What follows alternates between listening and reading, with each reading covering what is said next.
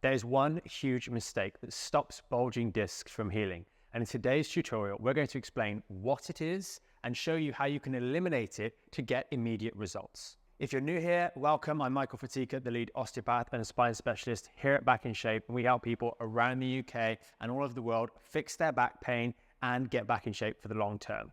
So if you've been finding that disc bulge in your lower back just won't heal, then let's first explain why it keeps flaring up. When you have a bulging disc in the lower back, down here commonly at L4-5 and L5-S1, you have a weak link in the chain. So when you're moving around in your daily life and you're bending and you're moving, etc., instead of all of the joints partaking in that movement, the one joint that's injured, where you've got the bulging disc, is taking the lion's share of movement and it's putting it under excessive strain every single time, constantly preventing it from undergoing the appropriate healing process. It's just as if you had a sprained ankle and you're wandering around every day hopping on that sprain. It's going to really impair that natural recovery process. But because we can't see our lower back compared to the ankle, we kind of forget about it. So we carry on and then keep on catching ourselves when we're leaning for the kettle, when we're getting the groceries out of the car, when we're going down to play with the kids or grandkids.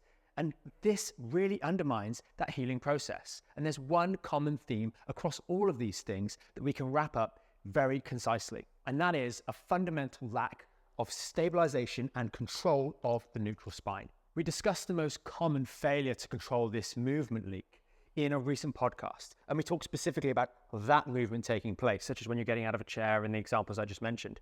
And that's where we really do strain the posterior parts of that bulging disc, which are trying to knit back up again.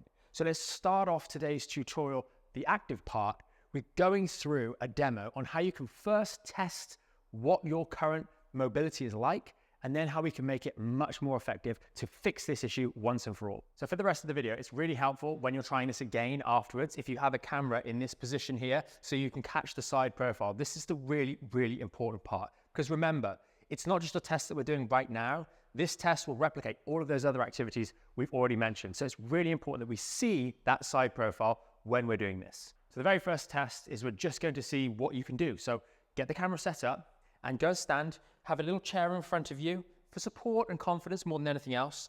And then all we're going to do is have a slight bend in the knees, like I'm doing now. Knees not locked out, but slightly bent, and then go down as low as you can.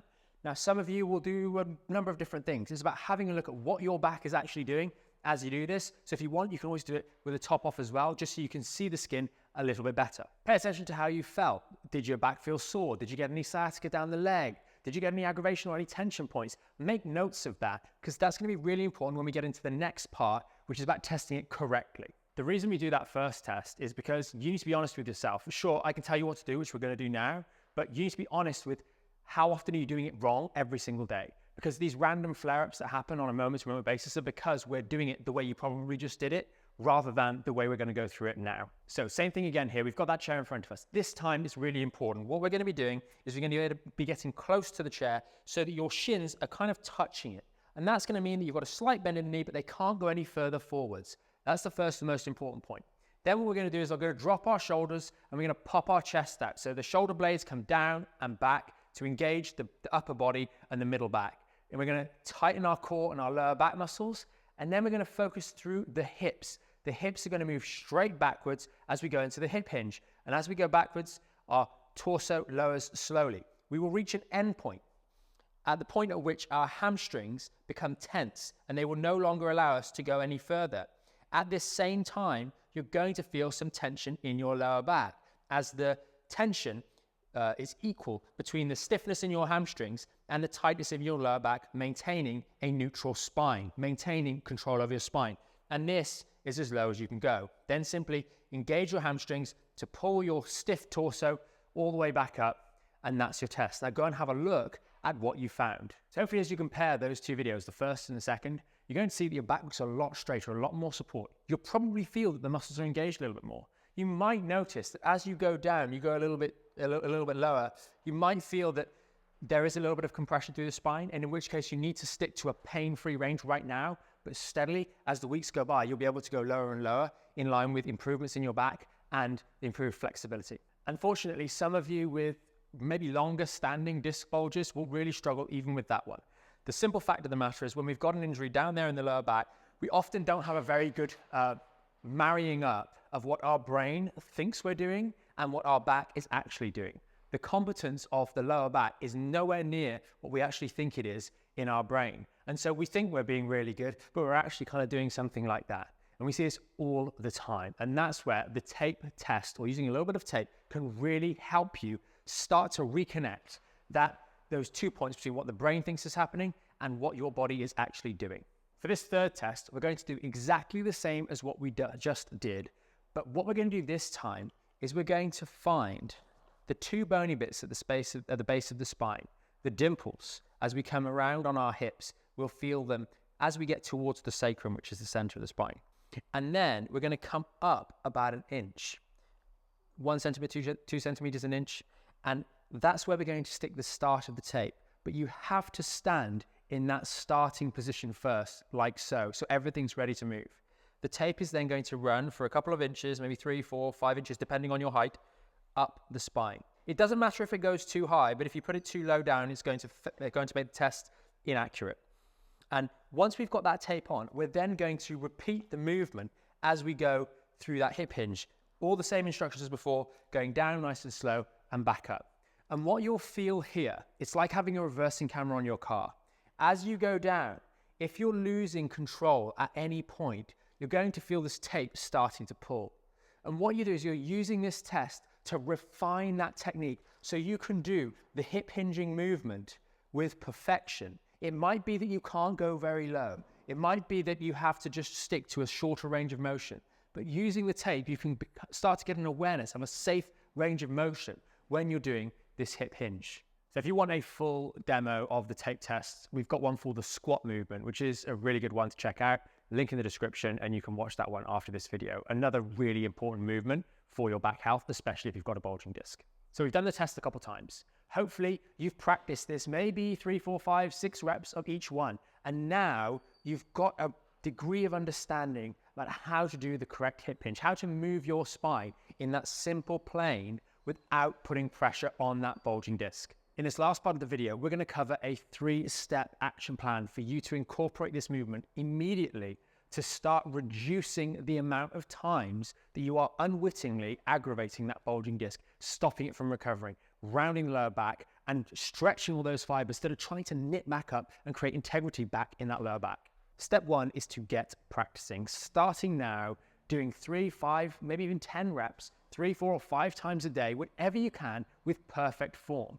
Following the instructions that we covered in step number 2, you can do the hip hinge in a controlled environment, focusing 100% on the correct technique so that you are learning to move in a way that doesn't strain that bulging disc so that it can undergo that recovery process. Step number 2 is essential. And this is where you take that good technique when you're focused and you apply it to real life. That means when you're doing all the household chores, when you're moving around, getting in and out of the car, you're thinking about setting that spine, engaging everything correctly, holding it neutrally, and undergo that hip hinge so that you're not straining that bulging disc each time you do those daily activities.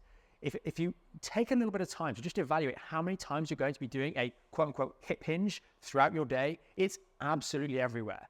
And once you've got that technique down from the simple practice that you can do over the next couple of days, you will immediately be improving the status quo every single day from now on. That means when you're getting out of bed in the morning, when you're brushing your teeth in the morning or at the end of the day, or when you're washing the dishes or when you're doing anything, you're going to be safer, putting less strain on that lower back. And you'll immediately find that those daily aggravations, that constant flaring up of the bulging disc, the back pain, the sciatica, starts to dissipate and starts to disappear.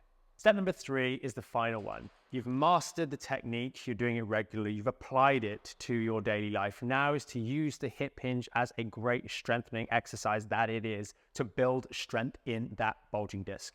Alongside the squats and some of the other exercises that we recommend in the program and on the YouTube channel, this is one of the greatest exercises that is going to help you rebuild the strength in this disc so that it isn't vulnerable for the long term. Too many people with bulging discs and herniated discs get really down because they think, is there ever going to be a way out?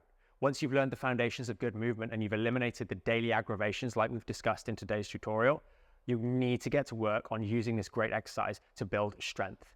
And that's why we've got a full detailed hip hinge tutorial particularly the second part, which is going to help you start to incorporate the right resistances with the right strategies to really do that. And there'll be a link either in the description or at the end of this video for you to go and check out that video after this one to really get a nice pathway towards safely rebuilding the strength in your disc and your wider lower back in a way that's actually going to complement recovery rather than undermine it, as you've probably been doing up until this point. Thanks for making it this far through the video. Hopefully this is one that you can come back to, and if you've got any questions, you can leave those in the comment section below. As you start to get good at the hip hinge movement itself, it's definitely worth checking out the hip hinge tutorial, the squat tutorial, and some of the other tutorials that we've got on the channel here to really help you bulletproof your back for the long term and navigate away from a lot of the misinformation and the maybe not quite complete or not quite accurate guidance that's out there that really confuses a lot of people. We hope this channel and the program can be a great source that you can rely on to get your back in shape for the long term. Thanks for watching, and we'll see you in the next video.